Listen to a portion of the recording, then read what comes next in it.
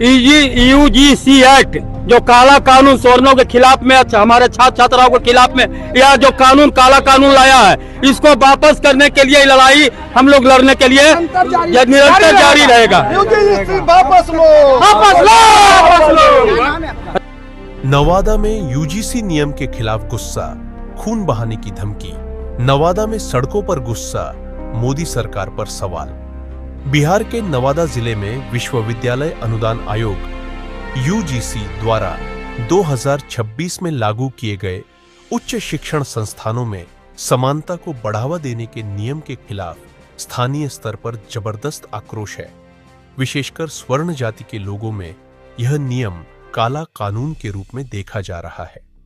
प्रदर्शनकारियों का आरोप है कि यह नियम केवल एससी, एसटी और ओबीसी के खिलाफ भेदभाव को परिभाषित करता है, जबकि सामान्य वर्ग के छात्रों शिक्षकों को झूठे मुकदमों और ब्लैकमेलिंग का शिकार बनने का खतरा बढ़ा देता है।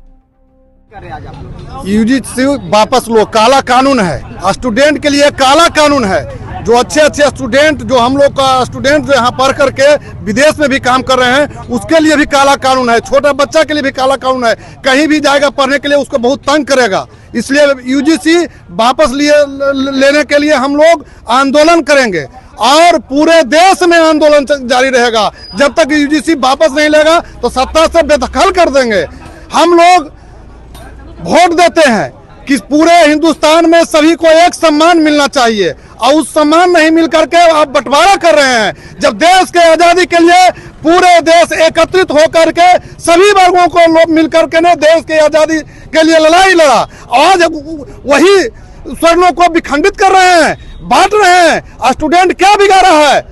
स्टूडेंट जो नाबालिग स्टूडेंट होता है वो क्या बिगाड़ा है आपको? जो स्टूडेंट को आपने काला कानून का सजा दे रहे हैं। जो पढ़ने वाला अच्छा विद्यार्थी है उसको काला कानून का सजा दे रहे हैं। ये हम लोग इसका घोर विरोध करते हैं और काला कानून को वापस लेने के लिए हम लोग आंदोलन करेंगे। जब तक काला कानून वापस नहीं होगा तो हम लोग आंदोलन जारी रखेंगे। नवादा शहर में लोगों ने प्रधानमंत्री नरेंद्र मोदी और सीएम योगी आदित्यनाथ के पुराने बयानों बांटोगे तो काटोगे को याद दिलाते हुए कहा कि अब खुद सरकार लोगों को बांट रही है।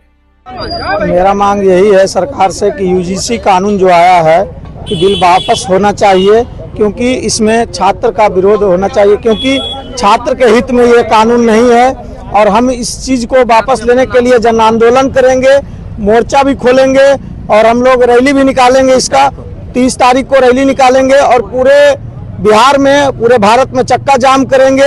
ये बिल वापस होना चाहिए। सरकार को इस चीज को मानना चाहिए। तानाशाही नहीं चलेगी सरकार की।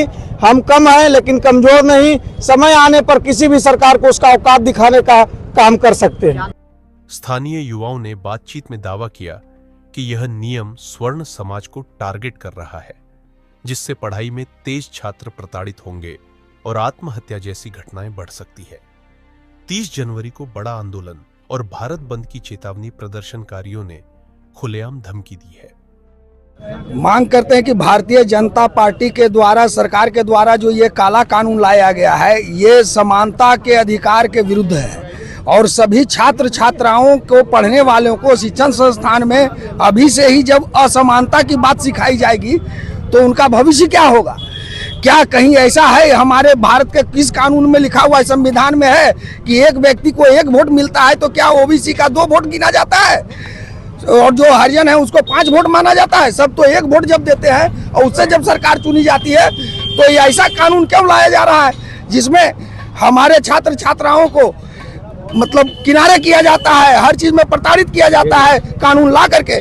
इस ढंग का कानून नहीं लाइए। सबका समान अधिकार होना चाहिए।